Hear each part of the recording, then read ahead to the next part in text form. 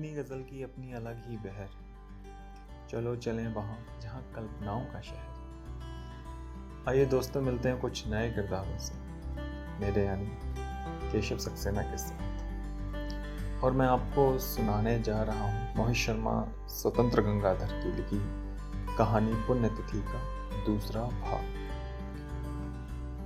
पुण्यतिथि भाग 2। अगली सुबह मैं थोड़ी जल्दी उठ गया।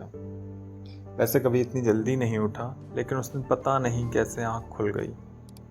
मुझे आज भी अच्छी तरह से याद है, उस दिन मेरी जब आँख खुली तो सुबह के यही कोई 5 सवा 5 बज रहे थे।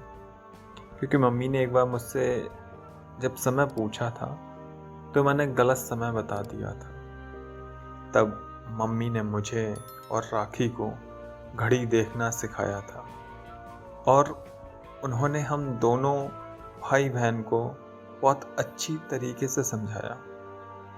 उन्होंने हम दोनों को बताया था कि घड़ी एक वृत्ताकार के समान होती है, जिसमें 3 सुइयां होती हैं और प्रत्येक सुई 360 डिग्री घूमकर अपने दायित्व का निर्वाह करती है। सबसे छोटी सुई घंटे की होती है, जो 30 डिग्री चलने में 1 घंटे का समय लेती है और 12 घंटे में सिर्फ एक बार ही घूम पाती। और जो उसी तरह मोटी, बड़ी और सबसे लंबी सुई होती है ना, वह मिनट की सुई होती है, जो घंटे वाली सुई से थोड़ी तेज चलती है, यानी हर 5 मिनट में 30 डिग्री चलती है। और घड़ी में एक सबसे पतली, महीन और सबसे तेज तर्रार सुई होती है, वह सेकंड वाली सुई होती है, जो हमेशा फुर्ती के साथ भागती रहती है, हर मिनट में 360 डिग्री घूमती है। इस तरह मम्मी ने घड़ी देखना सिखाने के साथ साथ रेखा गणित के कोणों का भी ज्ञान बांट दिया था। उस दिन जब मैं जागा तो मम्मी घर के आंगन में झाड़ू लगा रही थी। मैं उनको देखता रहा और बस देखता रहा। वो बहुत मायूस थी, जैसे उन्होंने बहुत बड़ा गम अपने भीतर छिपा कर रखा हो, जिसे उन्होंने मुझे उस वक्त तक कभी नहीं बताया था। उस दिन तक मुझे पता भी नहीं था कि मम्मी कौन सा गम अपने भीतर छिपाकर झूठी मुस्कान सजाकर बस हंसे जा रही थी। मम्मी उस दिन आंगन में झाड़ू तो लगा रही थी, लेकिन वे न जाने क्यों खोई खोई सी दिखाई पड़ रही थी। उन्हें देखकर लग रहा था जैसे वे झाड़ू लगाते लगाते अपने जीवन का गुणा भाग कर रही हों। अचानक एक जग के लुढ़कने की आवाज़ सुनाई दी। राखी उठ गई थी।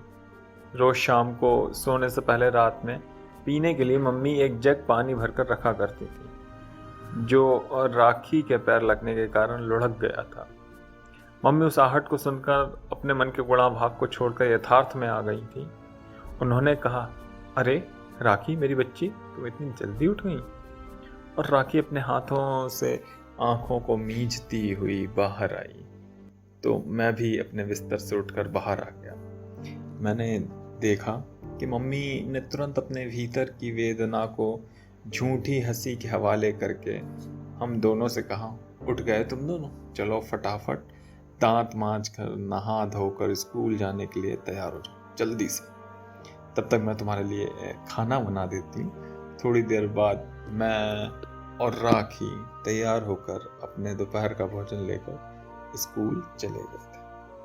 और उस दिन मम्मी के उस रूप को देखकर, उनका मायूस चेहरा देखकर मेरे जहन में बसा सारा दास्तान बसा। और उस दिन से मैंने हमेशा मन लगाकर पढ़ाई की। उस दिन मोहित अपनी मम्मी को बहुत याद कर रहा था। जैसा कि पहले भाग में हम सुन चुके हैं, मोहित की पत्नी ममता दोनों साथ साथ रहते हैं और मोहित को अपनी माँ की याद आ रही है। तो उसकी पत्नी ममता ने उसे नीचे से उठाया और सोफे पर बिठा दिया। घुटनों के बल पर बैठा मोहित जैसे ही पलंग के नीचे देखकर उठकर खड़ा हुआ, बिल्ली झट से भाग गई। जैसे मोहित उसका रास्ता रोक कर बैठा था और उसके हटते ही बिल्ली फरार हो गई। सोफे पर बैठालकर ममता बोली, देखिए, आप परेशान ना होइए। मम्मी जी अप्रत्यक्ष रूप से हमेशा आपके साथ हैं। आप यहाँ बैठिए, मैं आपके लिए बढ़िया कॉफ़ी बना कर लाती हूँ। आपको कुछ अच्छा महसूस होगा। देखते देखते 10:30 बज चुके थे। ममता कॉफ़ी बनाने रसोई घर में चली गई। इस बीच मोहित अपनी मम्मी और बहन के साथ वाले फोटो फ्रेम को देखता रहा। थोड़ी देर बाद ममता कॉफ़ी बनाकर लाई और मेज पर रख दी। फिर मोहित के बगल में जाकर बैठ गई। ममता ने मोहित का हाथ अपने हाथ पर रखते हुए कहा, आप क्यों चिंता करते हैं? आपकी मम्मी हमेशा आपके साथ रहेंगी। सूक्ष्म रूप में उनका एहसास और उनका आशीर्वाद हमेशा आपके साथ रहेगा। और आपको अगर अपने आसपास महसूस करना चाहें तो आपकी मम्मी की छाया के रूप में आपकी छोटी बहन राखी आपके साथ है ना। और फिर मैं भी तो हूँ। सुनिए, मानव जीवन तो सबका नश्वर है। जहाँ अगली सांस का किसी का कोई भरोसा नहीं है, एक ना एक दिन सबको जाना होता है। और मम्मी जी का जितना जीवन था वो उतना जीवन जीकर चली गई। चलिए, मन शांत कीजिए, लीजिए कॉफ़ी पीजिए और चिंता बिल्कुल मत कीजिए। ममता ने मोहित से अपनी सहानुभूति व्यक्त करते हुए जीवन संगिनी होने के साथ साथ एक दोस्त होने का भी फर्ज निभा दिया था। लेकिन ममता की सहानुभूति मोहित के मन की वेदना को कम नहीं कर पा रही थी। मोहित ने मेज पर रखे कॉफी के कप पर निगाह डाली तो उसे अपने जीवन की एक और घटना याद आ गई। मोहित ने अपने जीवन की स्मृतियों पर जमी धूल को साफ करते हुए ममता को बताया, मोहित, ममता तुम्हें पता है, जब सुबह सुबह मम्मी हम लोगों को चाय बनाकर देती थी तो शाम की रोटी पर चटनी चुपड़कर पोंगले बनाकर दे दिया करती थी।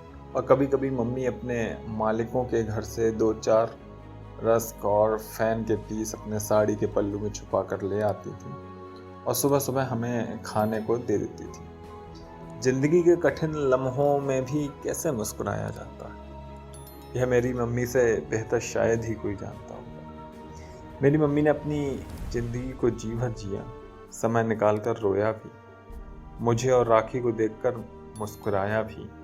उन्होंने अपने जीवन कठिनाइयों और संघर्षों के उस अग्निपथ पर चलकर जिया जिस पर हर कदम पर एक नई चुनौती उनका इंतज़ार कर रही होती थी। मैं जब थोड़ा समझदार हो गया तो एक दिन मम्मी उसी खिड़की पर बैठी थी जहाँ मम्मी अक्सर अपने जीवन की उदासी से उदास होकर बैठ जाया करती थी। उस दिन मैं उनके पास जाकर बैठ गया और मैंने उनसे पूछा, मम्मी, हम लोगों की हालत ऐसी क्यों है? हमारे पापा कहाँ हैं? और हमारे परिवार के दूसरे सदस्य लोग कहाँ हैं? चाचा, ताऊ, ये सब भी तो होते हैं। ये सब लोग कहाँ हैं? कौन कौन है अपने परिवार में? तब मम्मी ने मुझे अपने जीवन के उस दर्द से मिलवाया जिसे न जाने कब से उन्होंने सिर्फ अपने सीने में दबा कर रखा था। उन्होंने मुझे बताया, बेटा मोहित, मैंने अपनी जिंदगी के दर्द को दुनिया की विषमताओं की धुरी पर घूम घूम कर हर उस परिस्थिति को जिया है, देखा है, हर मुश्किल का सामना किया है। जिंदगी का हर एक ऐसा मोड़ देखा जहां मनुष्य कहता है कि अब बस बहुत हो गया।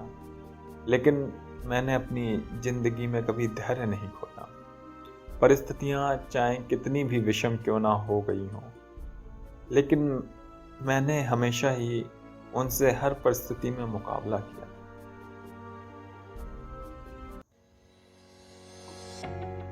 तो दोस्तों, ये थी मोहित शर्मा स्वतंत्र गंगाधर की लिखी कहानी। मित्रों, जल्दी ही लौटूंगा इस कहानी के तीसरे भाग को लेकर कुछ और नए किरदारों की नई उलझन के साथ। मैं केशव अभी आपसे विदा लेता हूँ। दोस्तों, अगर आप मिलना चाहते हो ऐसे ही कई नए किरदार जो कहीं ना कहीं जुड़े होते हैं हम सबकी असल ज़िंदगी से, मेरे यानी केशव के साथ, तो अभी सब्सक्राइब करें हमारा यूट्यूब चैनल कहानियों का शहर। एक मुलाकात कुछ जाने पहचाने किरदारों से। तब तक के लिए खुश रहिए, मस्त रहिए और इस वैश्विक महामारी कोरोना काल में घर पर रहिए। अपना और अपनों का विशेष ध्यान रखिए। बहुत बहुत धन्यवाद।